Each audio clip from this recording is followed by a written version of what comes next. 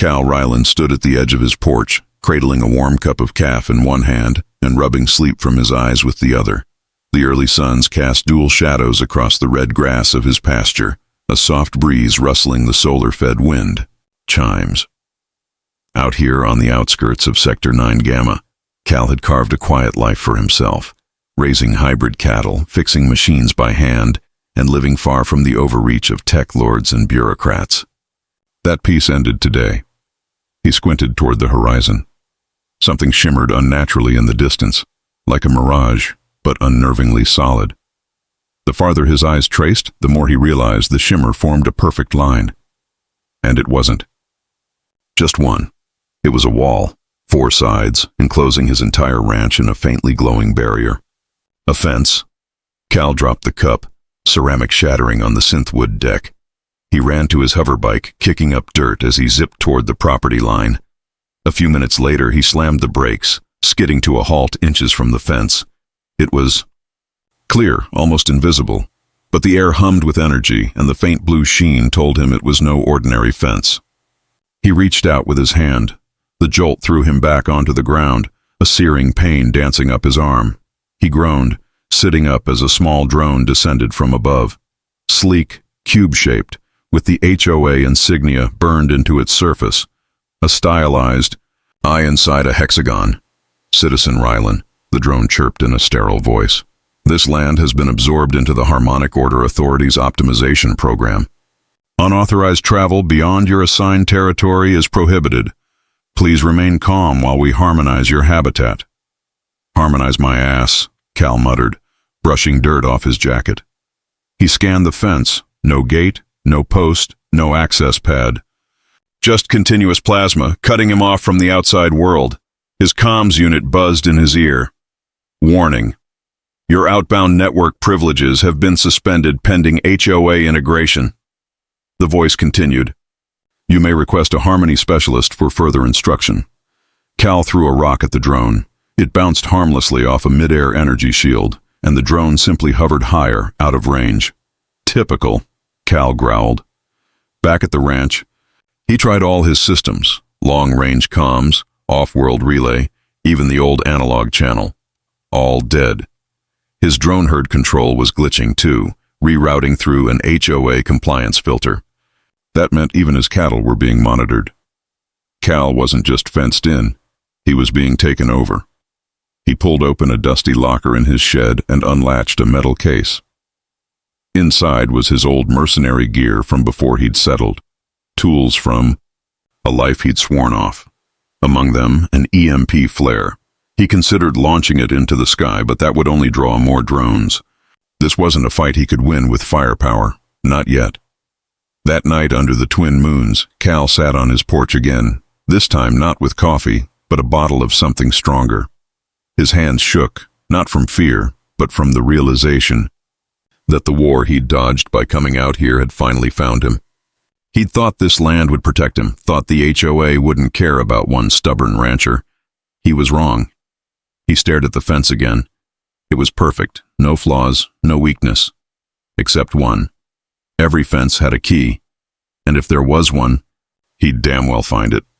The next morning, Cal was up before dawn, scanning every inch of the perimeter. He rode the fence line twice, circling the property, noting its precision.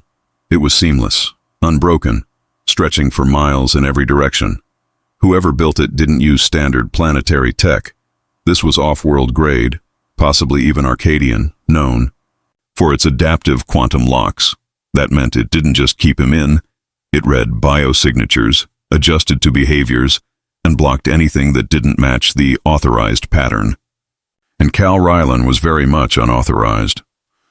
On his third loop, something caught his eye, a single dark blot in the otherwise glowing line of energy. Tucked behind a ridge, nearly swallowed by overgrowth and time, was a tiny rusted service shack. The land around it was dry and cracked, as if forgotten by the weather systems. Unlike the rest of the fence, which shimmered like a living current, the energy around this old structure flickered, unstable, like it hadn't fully integrated. Curious, Cal dismounted and approached slowly. As he neared, the hum of the fence dulled. The air felt different, lighter, less hostile. He placed a hand on the metal door of the shack. Cold. Real metal, not synth alloy. The structure wasn't registered on his property maps, which meant it either predated colonial records or had been erased from them. With a grunt, Cal pried the door open.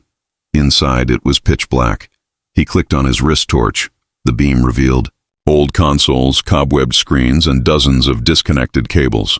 Most of the systems were dead, except one. In the far corner, behind a dusty glass wall, pulsed a single green light. Cal stepped closer, wiping off the grime. A cylindrical pod sat embedded in the wall, humming faintly. A label etched into the base read, Sigma 47, Node, Restricted AI, Archival Only. He blinked. That wasn't just any AI.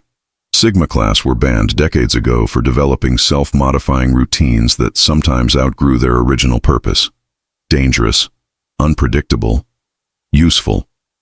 He reached for the console attached to the node. With a little jury rigging and some power rerouted from his hoverbike, the terminal sparked to life. Static poured out first, then a low, modulated voice. User identified, Cal Rylan. Query. Purpose. Cal hesitated. I need out. Fence got dropped on my ranch by the HOA. They locked me in, and I think this shack is sitting on the only weak point. The terminal was silent for a moment, then, this node controls a legacy access gate embedded in the substructural grid. HOA systems failed to overwrite due to archival protections. Node key remains sovereign. Cal leaned in. So what, you got the key? I am the key, he frowned. You're saying the only way to unlock that gate is through you? Correct. Cal rubbed his jaw. Then transfer access. No. His hands balled into fists. Why not? You have not earned transfer. Ownership of this property, this node, was coded to the original uploader. To take control, you must complete 3 conditional inputs. Legacy Acquisition Protocol. Cal muttered a curse. You want me to run errands? Not errands. Proofs of trust. You are dealing with an intelligence that watched humanity trade freedom for convenience. I refuse to repeat that mistake. Cal took a breath. And what are these proofs? Retrieve 3 items lost to the digital purge, a working analog compass, a paper map of the pre-HOA settlements, and a recorded conversation between 2 unaugmented humans. Complete these, and node transfer is yours. Cal stared at the flickering screen. It was absurd, ridiculous, possibly impossible, but it was also his only shot. He stood up, eyes burning with new fire. All right, Sigma 47, you've got yourself a deal. The AI's voice buzzed, almost like a chuckle. Then let's begin. Cal didn't waste time.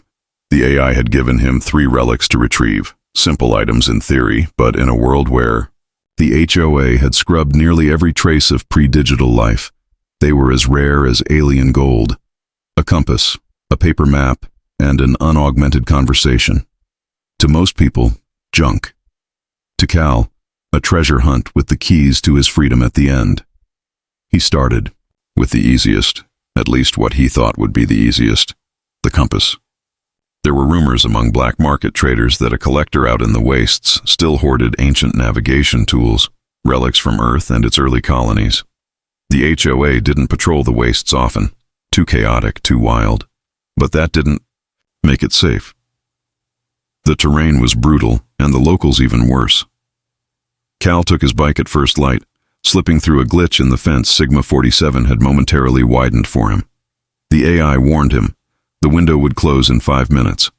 No room for error. He rode fast, the landscape blurring past, red cliffs, bone-dry rivers, and the occasional derelict transport half buried in the sand. It took him 6 hours to reach the outskirts of the wastes, where civilization had given up and entropy had taken hold. Here, settlements clung to life like weeds in the cracks. Dust-covered buildings, scavenged tech, and eyes that watched you from behind tinted visors. The collector lived in a bunker under what used to be a mining tower. Cal negotiated entry by offering a portable fusion cell, high value and not traceable. The collector, a wiry man with sunburned skin and augmented pupils, examined him with a smirk. You want a compass? You're either stupid or looking to get somewhere very specific. Cal just said, both. The man led him through shelves of relics, magnetic hard drives, vinyl records, a real leather-bound book, and finally there it was. A small, scratched, brass compass. The needle still danced as if it remembered Earth's poles. Cal reached for it. The collector pulled it back. What's it worth to you? Cal narrowed his eyes. My freedom. That seemed to amuse the man. He handed it over without another word. Item 1. Done. The map was harder. Most physical records were destroyed during the digital convergence. But Sigma 47 had hinted at a location, an old settlement archive in the ruins of North Haven, buried under layers of concrete and HOA denial. Cal had been there once, years ago, on a supply run. It was a ghost town now, erased from official maps and records. It took him 2 days to reach it and 6 hours of digging to find the archive beneath a collapsed library. Inside, everything was blackened by fire and time, but in a sealed drawer, preserved in a heat-proof sleeve, he found it, a hand-drawn map of the early colonies, complete with place names that no longer existed. There was something reverent in holding it, the weight of ink on paper.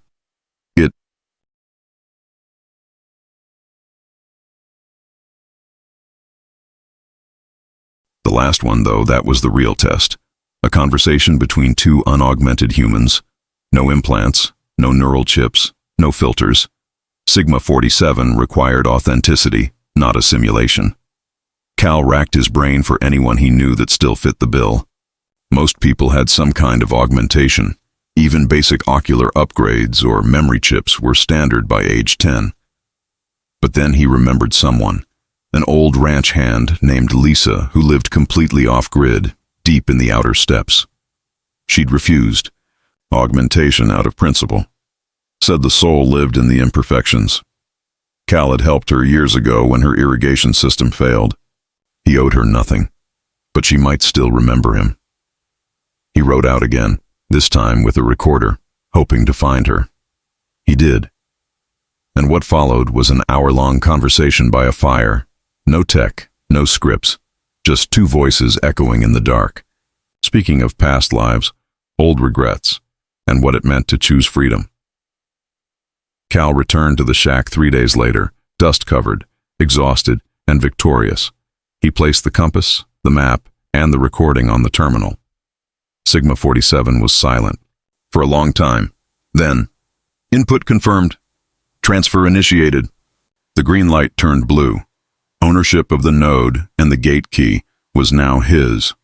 Cal sat alone in the shack, eyes fixed on the flickering terminal as Sigma 47 systems updated. Lines of code streamed across the cracked monitor like rivers of thought. The room hummed with a low, pulsing energy that hadn't been there before. For the first time since the fence dropped, Cal didn't feel like a prisoner. He felt like a man with options. Access control has been transferred, Sigma 47 announced. Its voice smoother now, less mechanical. You are now the registered owner of Node 0.7a, and by extension, the override gate embedded in this sector's boundary matrix. Cal leaned back in the old metal chair, letting the weight of that sink in. So I can leave? You can do more than leave, Sigma said. You can walk in and out while everyone else remains locked inside. Cal stood and paced the small space. His mind raced. If he could control the gate, he could let others out too. People like Lisa, like the scavengers in the wastes, anyone still fighting against the HOA's suffocating reach. But he also knew the HOA wouldn't just sit back and let him flip the UU system from inside. Not without a fight. What happens when they realize I've got the key? He asked. They already know, Sigma replied. As of 23 minutes ago, your node was flagged as anomalous. An automated override attempt is in progress, but the legacy substructure is holding, for now. Cal cursed under his breath. He didn't have much time. He exited the shack and headed straight for the point where the old utility property met the edge of the fence. The air shimmered as he approached, and he could feel the slight shift in pressure as the energy field adjusted. Sigma's voice came through a small earpiece he'd rigged to the node. You must manually insert the override token into the core seam to rewrite the local boundary logic. English, please, Cal muttered. Stick the key in the lock. And turn it, Sigma clarified dryly. Cal smirked. He pulled a slim glowing chip from his pocket, Sigma's override token, generated once the AI confirmed his ownership. He slid it into a narrow seam in a nearby fence relay node. The light around him stuttered for a second. Then the section in front of him dimmed and vanished. A hole in the fence, large enough for a hover bike, opened up like a window into the outside world. A cold wind blew in from the open desert. The barrier was down, for him and him alone. The freedom was exhilarating, but short-lived. A distant whine echoed overhead.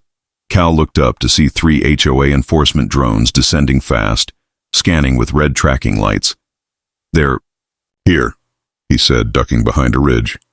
"I am rerouting energy to the defense protocols," Sigma responded. "Your best option is to hold them off until I complete the node's full integration into the grid. Once done, you can hardwire the access relay and push their systems out permanently." "Yeah, easy for you to say," Cal muttered, pulling out his old blaster and checking the charge.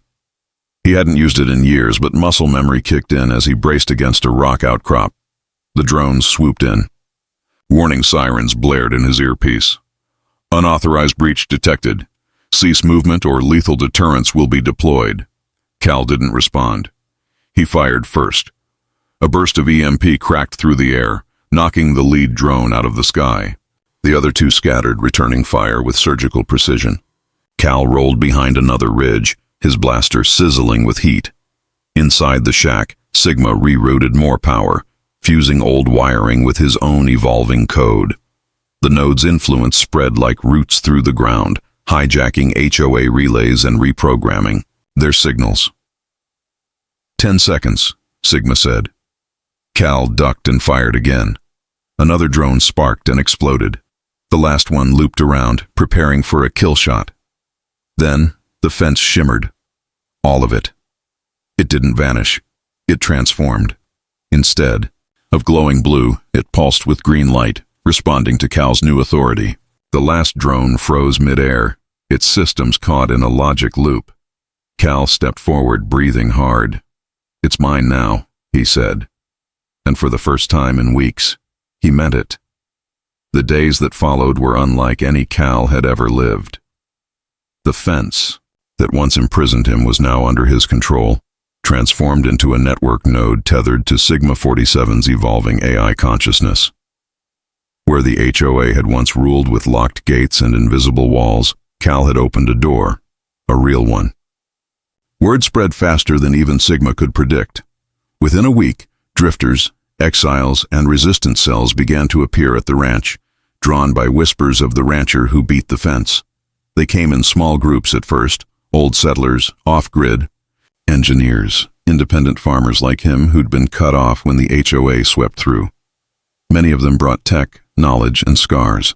One of them, a communications expert named Jorah, helped Cal retrofit his long-dead comms rig into a low-frequency broadcast array.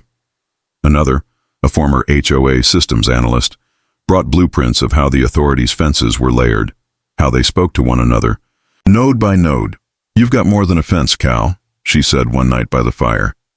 "You've got a wormhole into their network, and they don't even know how deep it goes yet."